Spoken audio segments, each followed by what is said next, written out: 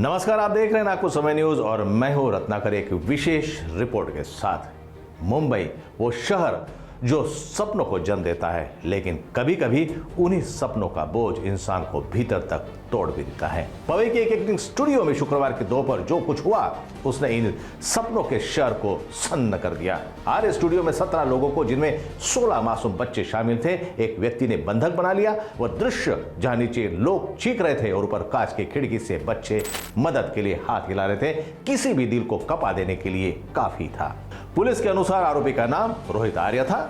वो बच्चों को एक वेब सीरीज के ऑडिशन के बहाने स्टूडियो बुलाता था। कहा जा रहा है कि जब बच्चे अंदर पहुंचे तो रोहित ने एयरगन दिखाकर उन्हें बंधक बना लिया। बाहर धीरे धीरे भीड़ जमा होने लगी और अंदर डर ने बच्चों को जकड़ लिया। घटना की जानकारी मिलते ही पुलिस ने पूरे इलाकों को घेर लिया। मुंबई पुलिस की क्विक रिस्पांस टीम यानी QRT ने तत्काल मोर्चा संभाला। करीब 2 घंटे तक चले इस ऑपरेशन में पुलिस ने बच्चों को सुरक्षित बाहर निकाला। पुलिस का कहना है कि बच्चों की जान को किसी भी जोखिम में नहीं डाल सकते थे, इसलिए गोली चलानी पड़ी। कार्रवाई के दौरान रोहित आर्य को गोली लगी और बाद में अस्पताल में उसकी मौत हो गई। सभी बच्चे अब सुरक्षित हैं, लेकिन इस घटना ने कई सवाल खड़े कर दिए हैं। घटना से पहले रोहित आर्य ने एक वीडियो जारी किया था। वीडियो में उसने कहा, मैं टेररिस्ट नहीं हूं, ना ही मैंने कोई बड़ी डिमांड की है, मैं बस कुछ बात करना चाहता हूं, इसलिए बच्चों को रोका है। उसने यह भी कहा कि वह आत्महत्या नहीं करेगा, बल्कि चाहता है कि सिस्टम उसकी बात सुने। यह वीडियो उसकी टूटी हुई मनस्थिति और भीतर के आक्रोश को साफ दिखाता है। मैं रोहित आर्य, सुसाइड करने की जगह मैंने एक प्लान बनाया और कुछ बच्चों को इधर हॉस्टेज रखा है। मेरे को ज़्यादा डिमांड्स नहीं है, बहुत सिंपल डिमांड्स है, बहुत मॉरल डिमांड्स है, बहुत एथिकल डिमांड्स है। और मेरे कुछ सवाल है, मुझे कुछ लोगों से बात करनी है, उनको सवाल पूछने हैं, उनके जवाब पर अगर मुझे काउंटर क्वेश्चन है तो मुझे काउंटर क्वेश्चन पूछना है, लेकिन मुझे ये जवाब चाहिए। मुझे दूसरा कुछ नहीं चाहिए। ना मैं टेररिस्ट हूँ, ना मेरी बहुत बड़ी पैसों की डिमांड है, कुछ भी पैसों की डिमांड तो है ही नहीं, इमोरल तो बिल्कुल भी नहीं है। सिंपल कॉन्वर्सेशंस करने हैं और जिसके लिए मैं इन बच्चों को हॉस्टेज लिया है।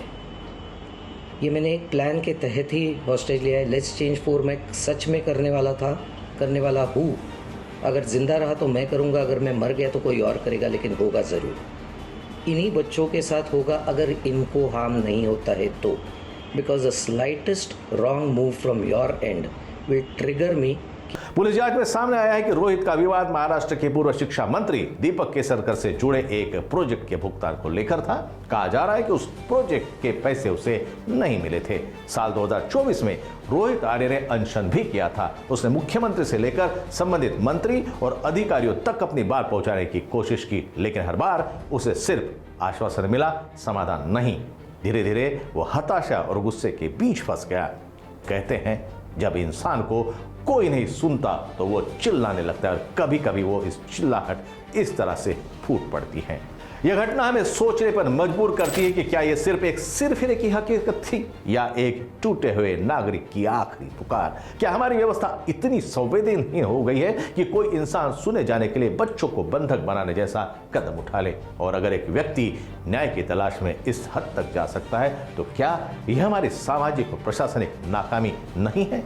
इस मामले में रोहित आर्य का एनकाउंटर हुआ और अब उस पर भी सवाल उठाए जा रहे हैं। पुलिस का कहना है कि बच्चों की जान बचाने के लिए गोली चलाना जरूरी था, लेकिन प्रत्यक्षदर्शियों के अनुसार रोहित को घायल अवस्था में अस्पताल ले जाया गया था, जहां बाद में उसे मृत घोषित कर दिया गया। उसकी मौत के साथ जहां एक और 16 बच्चों के घरों में सुरक्षित लौटने की खुशियां हैं, वहीं दूसरी ओर सिस्टम के लिए एक अनसुलझा सवाल बनकर रह गया।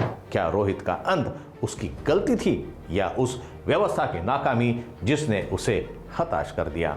हिंसा किसी भी स्थिति में सही नहीं ठहराई जा सकती, ना बच्चों के खिलाफ ना समाज के खिलाफ। लेकिन यह घटना हमें याद दिलाती है कि जब न्याय देर से मिलता है तो असंतोष हिंसा में बदल जाता है। यह सिर्फ एक आपराधिक वारदात नहीं, बल्कि सिस्टम के फेल होने की चेतावनी है।